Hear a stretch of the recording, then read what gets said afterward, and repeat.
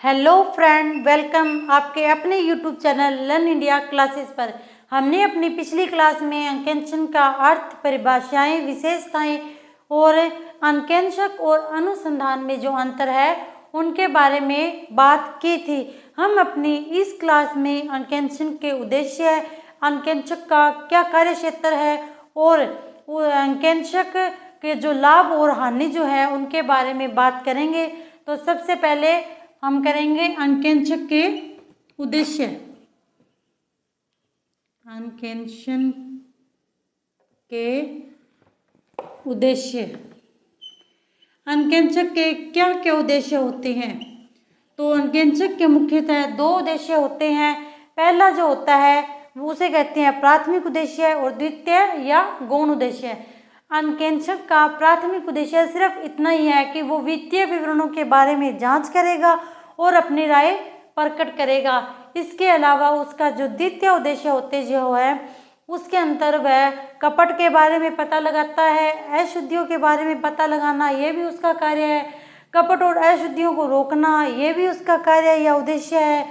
और जो प्रबंधक जो होते हैं उन्हें उस व्यवसाय में कार्य से संबंधित सहायता करना भी उसका द्वितीय या गौण उद्देश्य होता है। ये उद्देश्य जो होते हैं वह उसे प्राथमिक उद्देश्य की पूर्ति करने के लिए द्वितीय उद्देश्य उसके साथ साथ चलते हैं, लेकिन उसका मेन उद्देश्य जो होता है वह है वित्तीय विवरणों की जांच करना और अपनी राय प्रकट करना। तो लेखा मानक यानी कि स्टैंडर्ड ऑफ ऑडिटिंग 201 के अनुसार अंकेक्षक के मुख्यतः दो उद्देश्य होते हैं। दो उद्देश्य होते हैं। पहला है प्राथमिक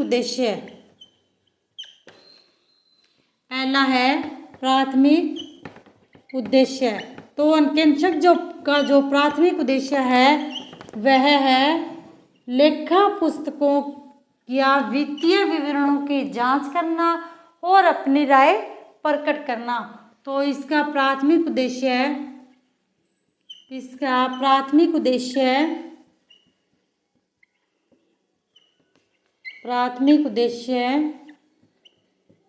वित्तीय विवरणों की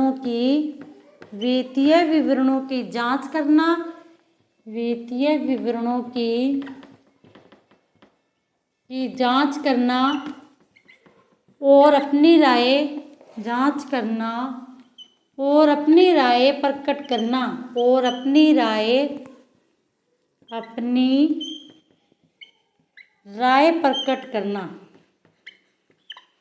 राय प्रकट करना मुख्य रूप से अंकेक्षक के दो उद्देश्य होते हैं। तो इसका प्राथमिक उद्देश्य जो है वह है वित्तीय विवरणों की जांच करना और अपनी राय प्रकट करना। जो नियोक्ता है उसे वह यह बताता है कि उस व्यवसाय की स्थिति कैसे है और उसमें किस प्रकार से हम सुधार करके उसमें कार्य कर सकते हैं। तो इससे संबंधित वह अपनी राय प्रकट करता है।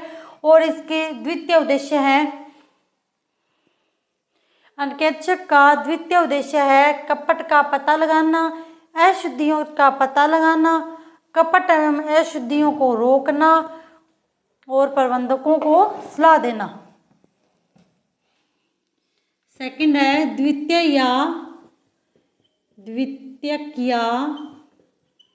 या गौण उद्देश्य।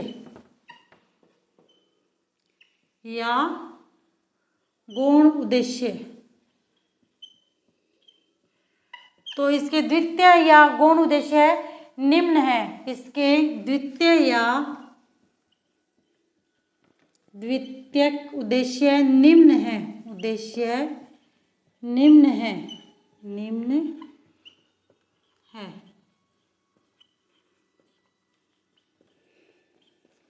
नंबर 1,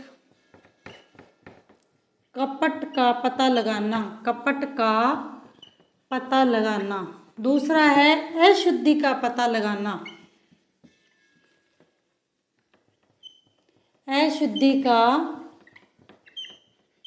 अशुद्धियों का पता लगाना। कपट एवं अशुद्धियों को रोकना और प्रबंधकों को सलाह देना। कपट एवं अशुद्धियों को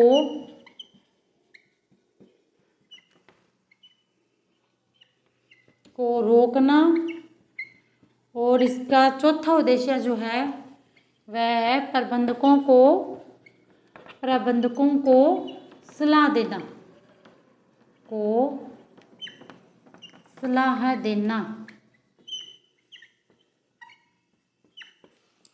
तो अंकेक्षण के मुख्यतः दो उद्देश्य होते हैं। पहला होता है प्राथमिक उद्देश्य, जिसमें वित्तीय विवरणों की जांच की जाती है और अपनी राय प्रकट की जाती है। और जो द्वितीय उद्देश्य जो होता है, इसमें ऑडिटर के द्वारा कपट का पता लगाया जाता है, अशुद्धियों का पता लगाया जाता है, कपट अशुद्धियों को रोका जाता है और प्रबंधकों को सलाह दी जाती है। जब ऑडिटर अपना प्राथमिक उद्देश्य यह कार्य करता है तो उसके साथ साथ ये द्वितीय उद्देश्य जो होते हैं यह प्राथमिक उद्देश्य के साथ साथ चलते हैं।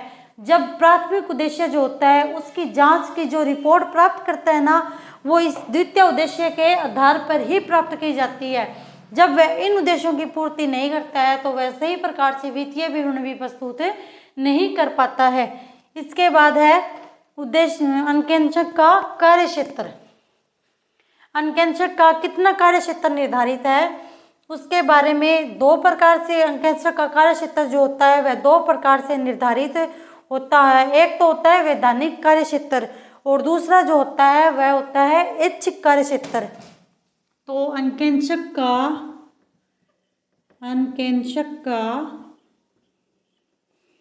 कार्यक्षेत्र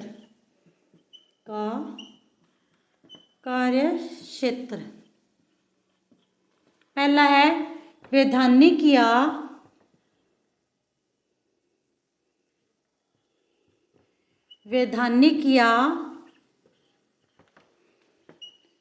अनिवार्य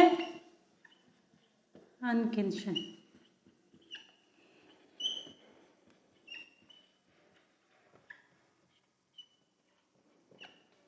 वैधानिक या अनिवार्य अंकेक्षण। वैधानिक अंकेक्षण जो होता है इसमें कानून के द्वारा ऑडिटर जो होता है उसका कार्यक्षेत्र कानून ही निर्धारित करती है कि ऑडिटर जो होता है वह इतने प्रकार की पुस्तकों की जांच पड़ताल करेगा और इतने कार्यक्षेत्र के अंतर्गत वह कार्य करेगा। और उसका जो कार्यक्षेत्र जो होता है वह कानून निर्धारित कर देता है, तो उसे किसी भी परिस्थिति के अंतर्गत उसे घटाया नहीं जा सकता है, लेकिन कोई विशेष प्रस्ताव पारित करके उसे बढ़ाया जा सकता है। जैसे कोई कंपनी का जो नियोक्ता होता है वैसे कह देता है नहीं हमें तो अपने इतने हिस्से की ऑडिटिंग करवानी है, तो ये नहीं होगा। उसकी कंपनी के बारे में जो कार्यक्षेत्र उस गवर्नमेंट ने जो कानून के अंतर्गत उस कंपनी का जो कार्यक्षेत्र आता है, जिस कार्यक्षेत्र का निर्धारण किया गया है, उस ऑडिटर की इच्छा हो या ना हो और उस नियोक्ता की इच्छा हो या ना हो, पर ऑडिटर को उतने कार्यक्षेत्र का अंकेक्षण करना ही पड़ेगा। तो इसमें जो ऑडिटर जो होता है उसका कार्यक्षेत्र, ऑडिटर का कार्यक्षेत्र कानून के द्वारा निर्धारित होता है। कानून के द्वारा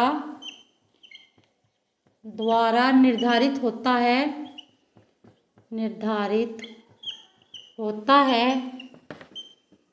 इसे किसी भी स्थिति में,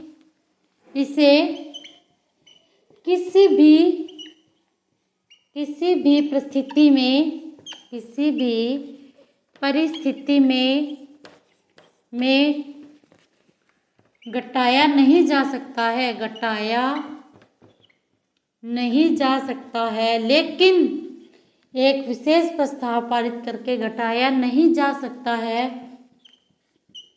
लेकिन एक विशेष प्रस्ताव पारित करके लेकिन एक विशेष प्रस्ताव पारित करके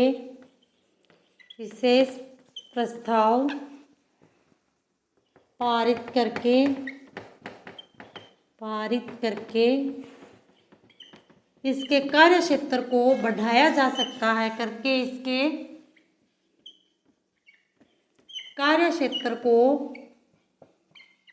कार्यक्षेत्र को बढ़ाया जा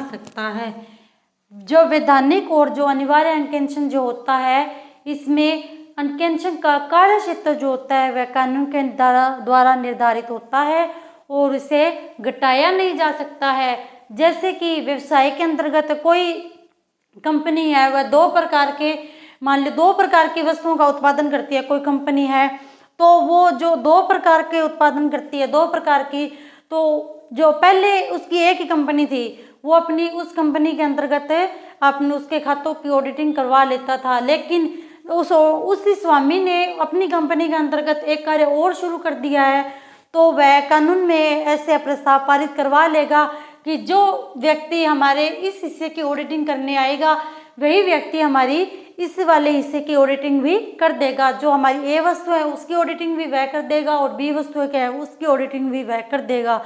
तो इसके कार्यक्षेत्र को बढ़ाया जा सकता है, लेकिन इसके कार्यक्षेत्र जो होता है इसे किसी भी स्थिति में घटाया नहीं जा सकता है। दूसरा जो होता है वह है ऐच्छिक अंकेक्षण।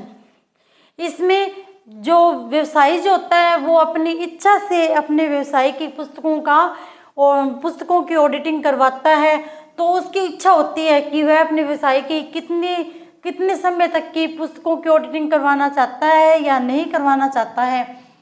तो दूसरा है ऐच्छिक अंकेक्षण।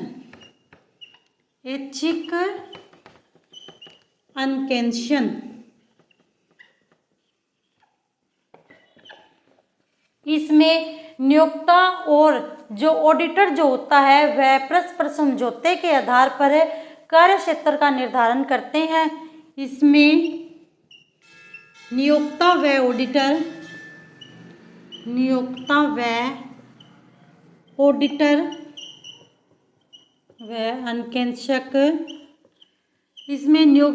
अंकेक्षक जो है वह परस्पर समझौते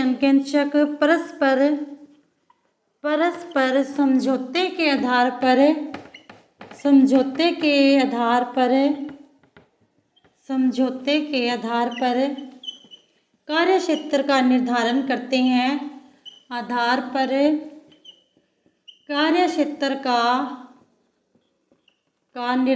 करते हैं। निर्धारण करते हैं तथा इसे घटाया या बढ़ाया निर्धारण करते हैं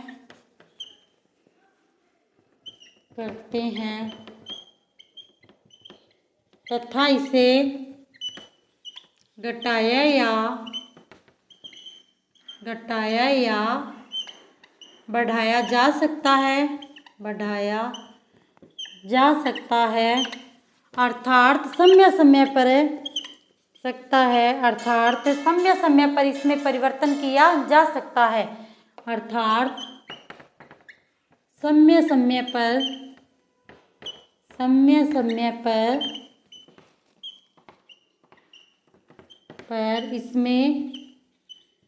इसमें परिवर्तन किया जा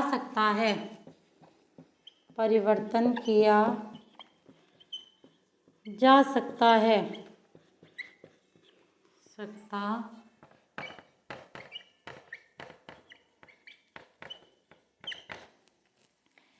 जो ऐच्छिक अंकेक्षण जो होता है उसमें जो नियोक्ता और जो ऑडिटर जो होते हैं वह आपस में परस्पर समझौता कर लेते हैं। ऑडिटर जो जैसे नियोक्ता है वह अपने व्यवसाय के थोड़े से हिस्से की ऑडिटिंग करवाना चाहता है, तो वो ऑडिटर से कह देगा नहीं आप हमारे इतने हिस्से की व्यापार में सिर्फ इतने खातों की ऑडिटिंग कर दो।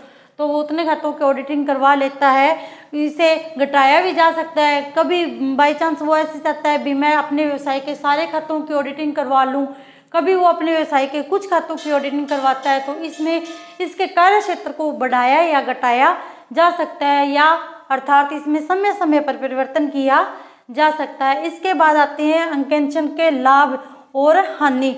जब ऑडिटर से खातों की ऑडिटिंग करवाई जाती है तो इसमें कई प्रकार के ऑडिटिंग करवाने के कुछ लाभ भी होते हैं और कुछ हानियां भी होती है। व्यापार के अंतर्गत ऑडिटिंग करवाने के लाभ और हानियां दोनों होती है। तो ऑडिटिंग करवाने के कौन से लाभ हैं और कौन सी हानियां हैं? अंकेक्षण के लाभ या हानियां, लाभ एवं हानियां। एक तरफ हम लिख लेंगे लाभ, दूसरी तरफ हम लिखेंगे हानियां। तो इधर आया गया लाभ और इधर आई हानियां।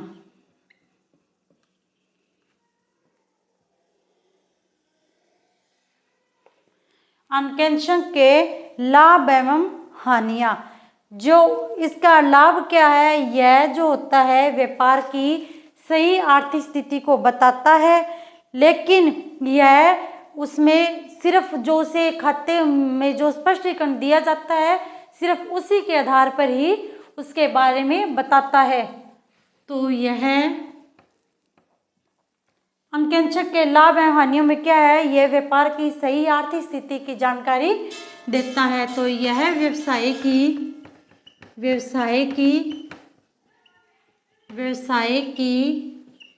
सही आर्थिक स्थिति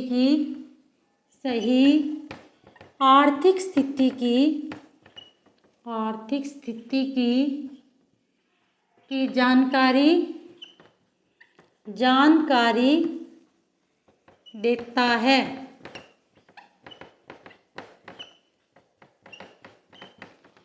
यह दिए गए प्रमाणकों के आधार पर ही रिपोर्ट देता है। दिए गए प्रमाणकों के आधार पर ही रिपोर्ट प्रस्तुत करता है।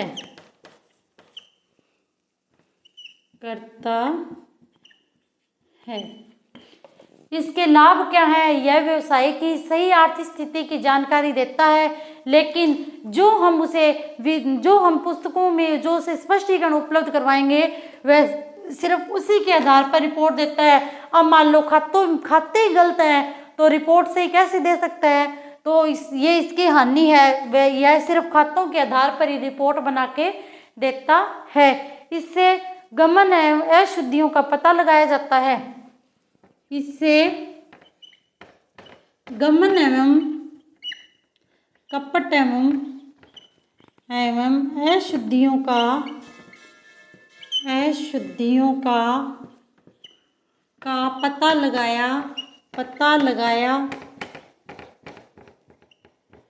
पता लगाया जाता है। लेकिन जो ऑडिटर होता है वह 100% शुद्धता की गारंटी नहीं देता है। वह ऐसे नहीं कह सकता नहीं इस व्यवसाय के अंतर्गत तो कोई अशुद्धि है ही नहीं। वह 100% शुद्धता की गारंटी नहीं देता है। ऑडिटर जो होता है यह 100% शुद्धता की गारंटी नहीं भाई इसमें तो अशुद्धि है ही नहीं, तो ऐसी गारंटी नहीं देता है। 100% शुद्धता की गारंटी नहीं देता है,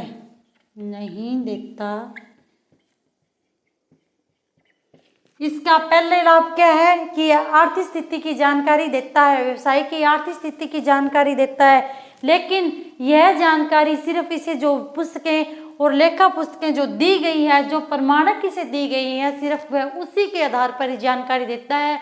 अगर उस प्रमाणक के अंदर कोई त्रुटि की गई है तो वह उसकी सही आर्थिक स्थिति के बारे में जानकारी नहीं दे पाता है। इससे अशुद्धियों का पता लगाया जा सकता है, लेकिन कुछ अशुद्धियां जो होती है वह उच्च अधिकारियों के द्वारा जानबूझकर वह कपट की जाती है। तो ऑडिटर जो होता है वह उस कपट के बारे में पता नहीं लगा सकता है, क्योंकि वह कपट जो होती है इतनी सावधानी पूर्वक की जाती है कि ऑडिटर को पता ही नहीं लगता है। वो इतनी सावधानी से, इतनी परफेक्ट रूप से वो कपट करते हैं। तो जो ऑडिटर जो होता है वह 100% शुद्धता की गारंटी नहीं देता है। वह ऐसे नहीं कहता है कि जो मैंने रिपोर्ट दी है वह पूर्ण रूप से शुद्ध है, उसमें किसी भी प्रकार की कोई त्रुटि नहीं है। तो वह इस प्रकार के बारे में कोई भी धारणा नहीं देता है। वह ऐसे नहीं कहता है कि जो मैंने रिपोर्ट दी है वह शुद्ध है, क्योंकि वह शुद्धता की गारंटी नहीं देता है। थर्ड है भ्रष्टाचार को समाप्त करना। ऑडिटिंग के द्वारा भ्रष्टाचार को समाप्त किया जा सकता है, लेकिन इससे कर्मचारियों की ईमानदारी के बारे में गारंटी नहीं दी जाती है। थर्ड है भ्रष्टाचार को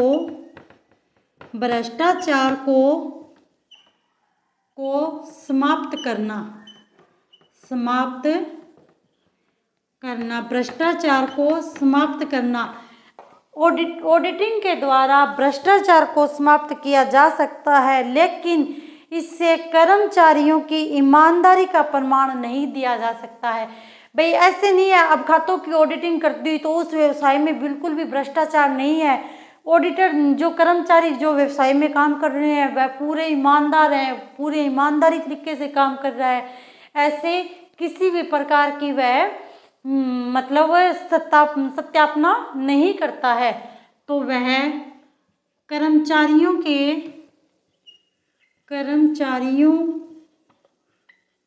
ईमानदारी का प्रमाण नहीं देता है। कर्मचारियों की ईमानदारी का प्रमाण नहीं देता है। वह कर्मचारियों की ईमानदारी का प्रमाण नहीं देता है।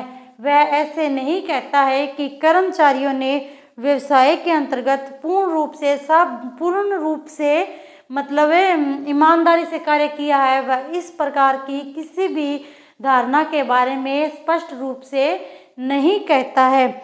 इसमें कर्मचारी जो प्रबंधक होते हैं वह सावधानी पूर्वक कार्य करते हैं। अगर खातों की ऑडिटिंग जो होगी उससे कर्मचारी और जो प्रबंधक है वह सावधानी पूर्वक काम करेंगे, क्योंकि उन्हें पता होता है कि इन खातों की ऑडिट होगी और वो किसी भी प्रकार की अशुद्धि करने से बचाव करते हैं, लेकिन वह औचित्य को प्रमाणित नहीं कर सकता है, क्योंकि वह लेन देन जो होते हैं, अगर कर्मचारी व्यवसाय में लेन देनों को ही छिपा ले, वो लेन देनों के बारे में लिखेगा नहीं तो उस कपट को वो ऑडिटर किसी भी परिस्थिति में उस कपट को पकड़ ही नहीं सकता है। तो अगला क्या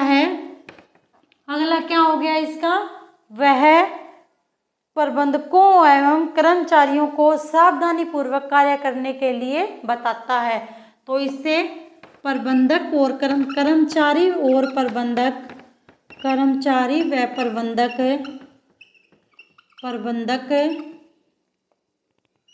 सावधानी पूर्वक कार्य करते हैं। कर्मचारी व प्रबंधक सावधानी पूर्वक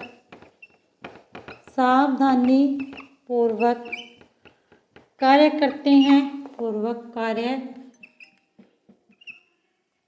करते हैं, सावधानी पूर्वक कार्य करते हैं, लेकिन वह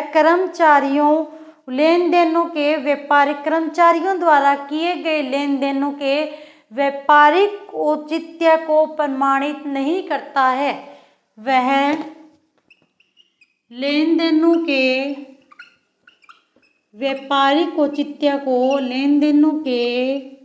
प्रमाणित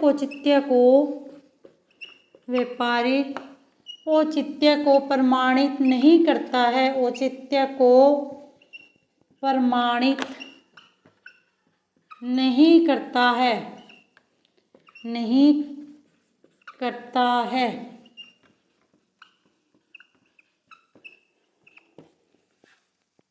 यह भ्रष्टाचार को समाप्त करता है और इसमें कर्मचारी, लेकिन वह कर्मचारियों की ईमानदारी का प्रमाण नहीं देता है। कर्मचारी व प्रबंधक सावधानी पूर्वक सावधान होकर तो कार्य करते हैं, लेकिन अगर वो लेन देनों को ही छुपा लेंगे, इसके बारे में वह मतलब प्रमाण नहीं देता है कि उन्होंने जो हमें लेन देन के लिए जो दिया है वह एकदम सही है या गलत है, तो ऑडिटिंग जो होती है वह हिसाब किताब है। इसका अगला पॉइंट क्या है, वह हिसाब किताब के बारे में कर्मचारियों को से पूछ भी लेता है और उन्हें बता भी देता है, लेकिन वह उनसे व्यवहारिक रूप से कार्य नहीं कर पाता है क्योंकि वह उनके साथ फ्रेंडली नहीं हो सकता। ऑडिटर जो है वह प्रबंधकों और कर्मचारियों के साथ मतलब फ्रेंडली होकर कार्य नहीं कर सकता है। जो ऑडिटर के द्वारा जो हिसाब किताब किया जाता है उस पे जो प्रबंधक जो होते हैं वह विश्वास तो कर लेते हैं, लेकिन वह उनसे व्यवहारिक नहीं हो पाते हैं।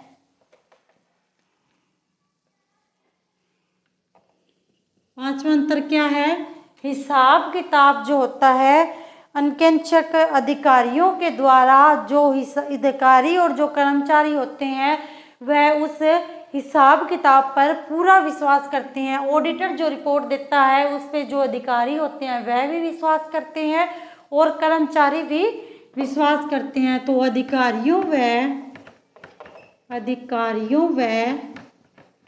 कर्मचारियों के द्वारा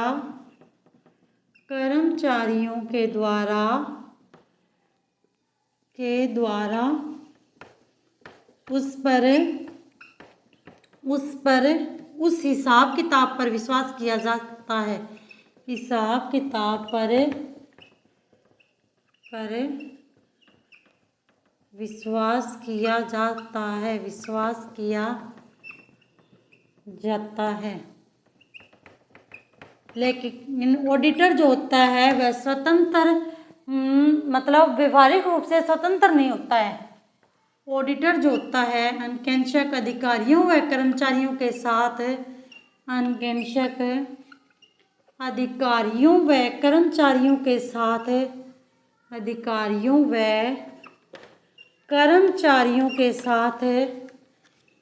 व्यवहारिक रूप से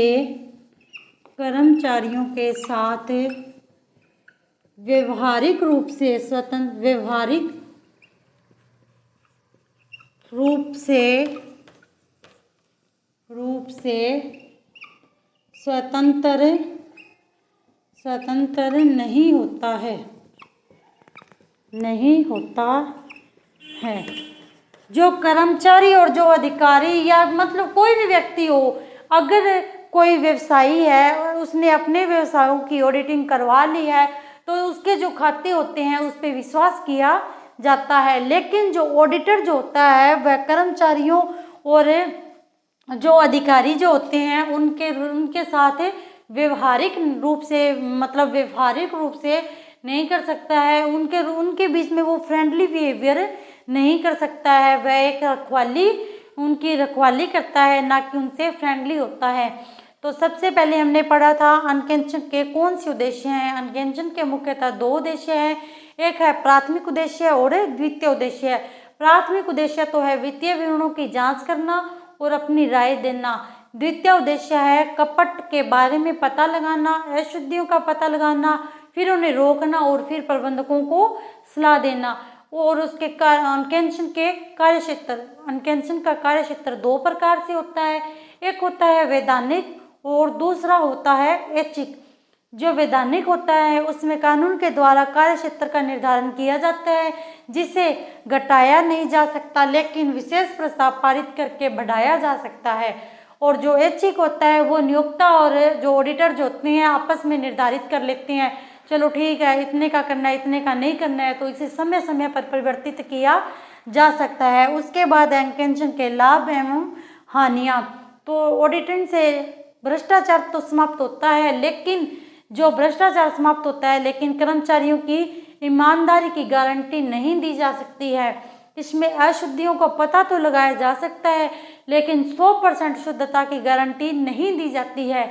इसमें हिसाब किताब की पुस्तकों की जांच तो की जाती है, लेकिन जो वित्तीय विवरण प्रस्तुत दिए जाते हैं या जो प्रमाणकों से दिए जाते हैं, सिर्फ उन्हीं के हिसाब किताब के बारे में रिपोर्ट देता है। और इसमें अधिकारी व कर्मचारी या कोई भी व्यक्ति जो होता है वह ऑडिटिंग पर विश्वास करता है, लेकिन वह जो ऑडिटर जो होता है वह कर्मचारियों और अधिकारियों के साथ स्वतंत्र व्यवहार या व्यवहारिक रूप से व्यवहार नहीं कर सकता है। थैंक्स।